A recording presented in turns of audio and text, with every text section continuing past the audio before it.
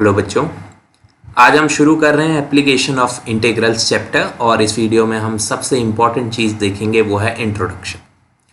तो बेटे आपने पिछले चैप्टर यानी इंटीग्रल्स में सीखा था लिमिट्स ऑफ सम का कंसेप्ट, जिसमें आपने एक लंबा सा फार्मूला देखा था, limit h tends to 0 fa plus h and so on. और मैंने आपको अपने वीडियो में ग्राफिकली उसका मीनिंग समझाया था और ये बताया था कि जब हम इंटीग्रेशन करते हैं किसी फंक्शन का from a starting point a to b, तो उसका मतलब ये होता है कि उस फंक्शन से बनने वाले कर्व के नीचे का area up to x axis आपको मिलता है पॉइंट a और पॉइंट b के बीच में, जैसा कि आपको ग्राफ में दिख रहा है, राइट। यही हमने उस वीडियो में सीखा था। अगर आपने वो वीडियो नहीं देखा तो मैं फिर से रिपीट कर देता हूँ। आप कोई भी फंक्शन ले लीजिए मैथमेटिक्स में, उसके लिए आपको एक कर्व मिलेगा, एक कंटिन्यूस कर्व, और जब भी आप उस फंक्शन को इंटीग्रेट करते हैं किसी पॉइंट A से लेकर किसी पॉइंट B तक, तो इसका मतलब है पॉइंट A से पॉइंट B तक x एक्सिस के ऊपर और कर्व के नीचे का एरिया आपको मिल जाएगा जब भी उसे x के रिस्पेक्ट में इंटीग्रेट किया जाएगा। तो यही उसका सिग्निफिकेंस है, राइट। और अगर यही फंक्शन आपका, लेट अस से एक एग्जांपल लेते हैं, कुछ इस प्रकार बना हुआ है, ऐसा कर्व बना हुआ है, और इसको मैं पॉइंट A से और पॉइंट B तक इंटीग्रेट करता हूँ y के रिस्पेक्ट में, तो अब आपको y एक्सिस के राइट में और कर्व के लेफ्ट में एरिया मिल जाएगा, ठीक है। तो बेसिकली आपको एरिया मिलता है जब आप इंटीग्रेट करते हैं किसी फंक्शन को पॉइंट A से लेकर पॉइंट B तक। ये इसकी ग्राफिकल मीनिंग है, ठीक है बेटे, इंटीग्रेशन का। तो ये तो हो गई सबसे बेसिक बात जो आप पहले भी जानते हैं। अब हम क्यों इतना इंटरेस्टेड हैं कर्व के नीचे का एरिया निकालने के लिए? दो केसेस बताता हूँ आपको, एक साइंस स्ट्रीम के लिए, एक कॉमर्स के लिए, और बाकी बहुत सारे और एग्जाम्पल्स हैं। तो अगर आपने फिजिक्स में थर्मोडाइनमिक्स पढ़ा है या कॉलेज में थर्मोडाइनमिक्स पढ़ने वाले हैं, दोनों ही केसेस में आपको ये PV ग्राफ देखने को मिलता है, जिसमें एक गैस किसी कंटेनर में फिल्ड अप है और उसमें एक पिस्टन है, राइट। तो वर्क डन जो है वो निकालने के लिए आपको ये जो PV कर्व होता है उसका एरिया निकालना पड़ता है, उसके नीचे का एरिया निकालना पड़ता है।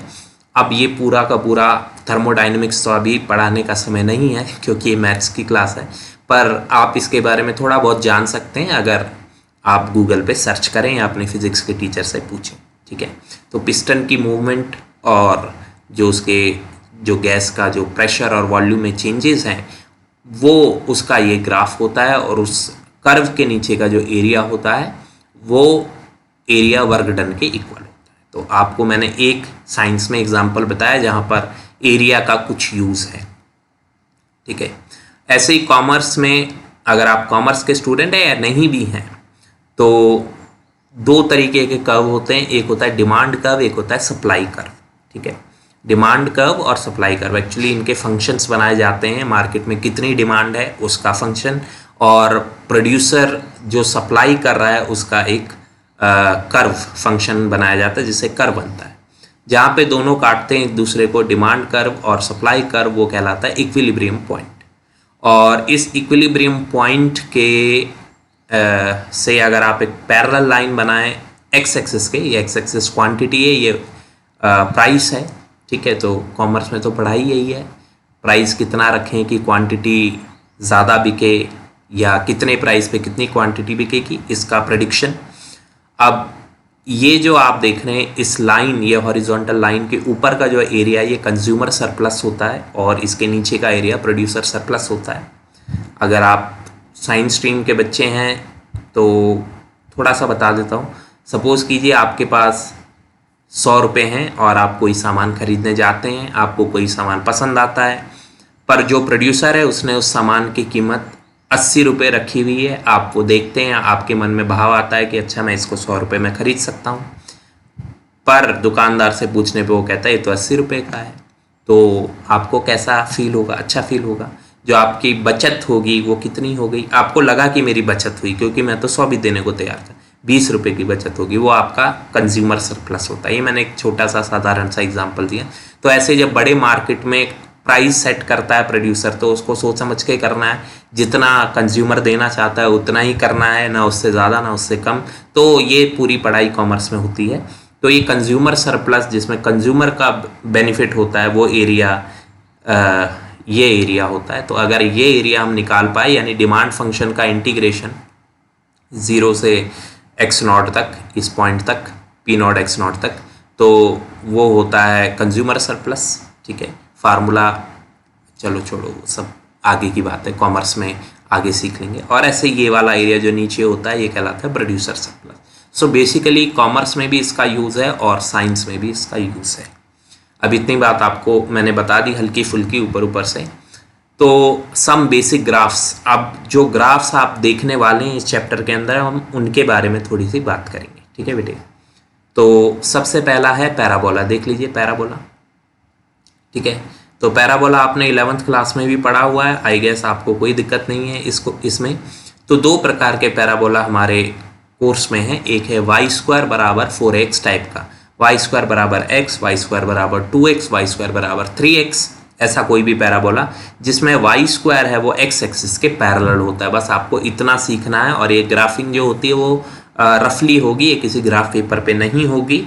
तो बस आपको ये सीखना है, अच्छा वाई स्क्वायर बराबर x, 2x, 3x, 4x, 5x कुछ भी आए तो ऐसा बनने वाला एक पैराबोला है।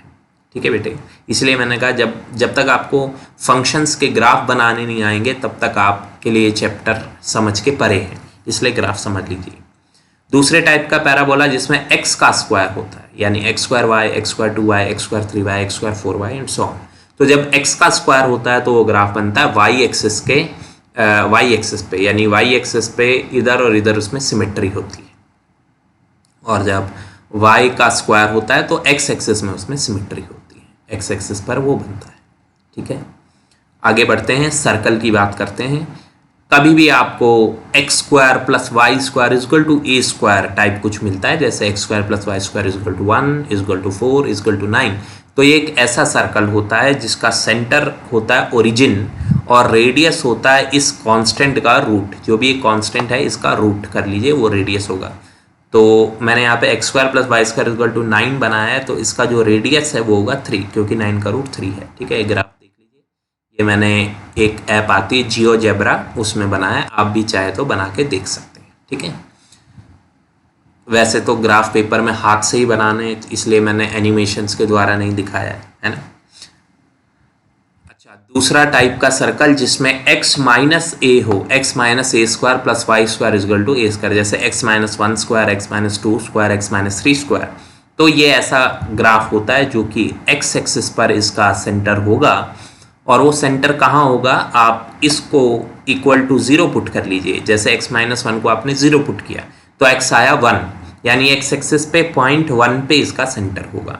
ऐसे इसका सेंटर पॉइंट 2 पर होगा और इसका सेंटर पॉइंट 3 पर होगा। और सपोज कीजिए अगर x प्लस 3 स्क्वायर होता तो x एक्सिस पर माइनस 3 पर उसका सेंटर होता।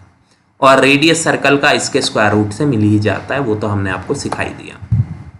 तो जैसे मैंने यहाँ पे ग्राफ बनाया है, देख लीजिएगा अच्छे से, x minus 3 square plus y square is equal to 9 का ग्राफ बनाया है और इसका सेंटर कहाँ है, 3 पर है और रेडियस कितना है, 9 का रूट 3, तो वो उसका रेडियस है। ठीक है बेटे, तो ये भी काफ़ी आसान था। अब हम दिखाते हैं आपको तीसरे टाइप का सर्कल जिसमें x square plus y minus a square है, x square plus y minus a square. अभी वाई पर आ गया ना ए, तो वाई एक्सिस पर इसका सेंटर बनता है। और सेम लॉजिक है यहाँ पर, इस वाले सर्कल के वाई एक्सिस पे 1 पे बनेगा सेंटर, इस पे 2 पे, इस पे 3 पर। और रेडियस कैसे निकलेगा, इनके स्क्वायर रूट से। उदाहरण के लिए मैंने यहाँ पर एक ग्राफ बना रखा है आपके लिए, x square plus y minus 3 square is equal to 9, इसका सेंटर 3 होगा और रेडियस 9 का रूट 3 होगा। तो ये इसका सर्कल है। ठीक है बेटे, आगे बढ़ते हैं। इस टाइप का सर्कल हमारे कोर्स में है नहीं, पर मैंने बस नॉलेज के लिए डाल दिया है। अगर x minus a square plus y minus b square equal to r square है, तो जो ए बी होता है वो हमारे सर्कल का सेंटर होता है और रेडियस इस कांस्टेंट का स्क्वायर रूट करने पर ही आता है। तो इस सर्कल का जो सेंटर है वो 5, 3 पर होगा। आप देख सकते हैं x की वैल्यू, थोड़ा बड़ा करके दिखा देते हैं, x की वैल्यू ये रही 5, तो 5 से प्रोजेक्शन लिया और ये रही y की वैल्यू 3, तो ये इसका सेंटर है। ठीक है, और रेडियस कैसे पता चलता है, रेडियस पता चलता है जो कांस्टेंट है उसके स्क्वायर रूट से, तो 4 का स्क्वायर रूट 2, तो 2 रेडियस इसका है। इधर देखो 5 सेंटर से 2 रेडियस तो 7। ठीक है बेटे, तो आपका भी अगर ऐसे ग्राफ बनाने का मन होता है, चेक करने का मन, तो मोबाइल में भी आपको जियोजेब्रा ऐप मिल जाएगी और आपको कंप्यूटर में भी मिल जाती है और ऑनलाइन भी आप कर सकते हैं। ठीक है, पर इवेंचुअली आपको खुद से बनाना आना चाहिए, हाथों से कैसे बनता है। ओके, क्वेश्चन नंबर 0.7 इलिप्स देख रहे हैं हम। तो इलिप्स भी आपके पास दो प्रकार का है, फिर से 11th क्लास में आपने पढ़ा है। अगर x² upon a² plus y² upon b² equal to 1 type की आपके पास इक्वेशन है तो वो इलिप्स है। और इसमें अगर x² का डिनोमिनेटर बड़ा है, यानी कि ये जो a है वो b से बड़ा है, x² का डिनोमिनेटर अगर बड़ा है तो जो इलिप्स है वो x एक्सिस पर एलोंगेटेड होता है, x एक्सिस पर लंबा होता है।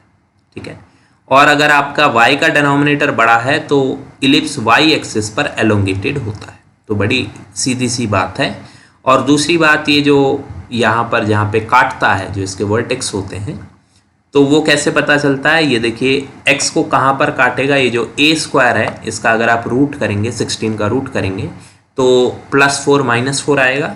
तो ये x एक्सिस को -4 पर और +4 पर काटेगा। इसी तरीके से y² का डिनोमिनेटर 9 है, 9 का आप रूट करेंगे तो +3 -3 यानी y एक्सिस को +3 -3 पर काटेगा। बहुत ही सिंपल सा कंसेप्ट है। और यहाँ पर देखिए इसमें x को +3 -3 पर काटेगा और y को +4 -4 पर, इसलिए ये y को देखिए +4 पर काटा है, अगर आप देख पा रहे हैं तो। ठीक है, और नीचे -4 पर, तो ऐसा है, कोई दिक्कत नहीं है। और x एक्सिस को 3 पर काटा है, आप देख लीजिए यहाँ पर। ठीक है ना, ओके, आगे बढ़ते हैं। फिर मॉडुलस वाले ग्राफ कैसे बनते हैं? मॉडुलस वाले ग्राफ हमेशा वी शेप्ड बनते हैं। ठीक है, ऐसे बनते हैं। तो यहाँ पर है y equal to modulus x plus a का ग्राफ कैसे बनाएंगे? तो देखिए जैसे y बराबर मॉडुलस x माइनस 2 का ग्राफ आपको बनाना है, या y equal to modulus x plus 3 का ग्राफ आपको बनाना है, तो किस प्रकार बनता है? आपको करना है ये बेटा कि जो मॉडुलस के अंदर है उसको पुट करना है 0 के इक्वल।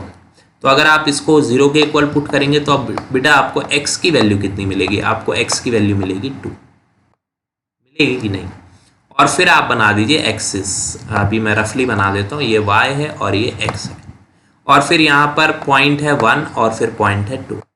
तो जो ये पॉइंट 2 है, यहाँ पे जो पॉइंट 2 आया है आपके पास, यहाँ पे उस पॉइंट 2 से 45 डिग्री के एंगल पे आपको एक लाइन इधर बनानी है और एक लाइन इधर बनानी है। ठीक है, तो ये जो आता है ये आपका मॉडुलस का ग्राफ है। ठीक है, सपोज कीजिए ये 2 की जगह 0 है, तो ऑब्वियसली x की वैल्यू 0 आ जाएगी। जैसे x माइनस 2 को 0 के इक्वल पुट किया तो x2 आया, और अगर सिर्फ x है तो x की वैल्यू 0 आ जाएगी। तो इस पॉइंट से वी शेप्ड आपको बना देना है। ठीक है, बहुत ही सिंपल है। अब यहाँ पे मैंने मॉडुलस x प्लस 2 का बनाया है, तो x की वैल्यू कितनी आएगी? -2, राइट। तो देखिएगा आप -2 पे पॉइंट लेकर और फिर वी शेप्ड। ठीक है ना, काफ़ी आसान है। तो बेटा इतनी ही ग्राफ्स की स्टडी आपको आनी चाहिए, और स्ट्रेट लाइन कैसे ड्रॉ होती हैं वो आपको पता है पॉइंट्स लेकर। तो इतने ग्राफ्स अगर आप समझ गए तो फिर आपके लिए चैप्टर बड़ा ही आसान हो जाएगा। अब नेक्स्ट वीडियो में हम देखने वाले हैं इसके न्यूमेरिकल्स को।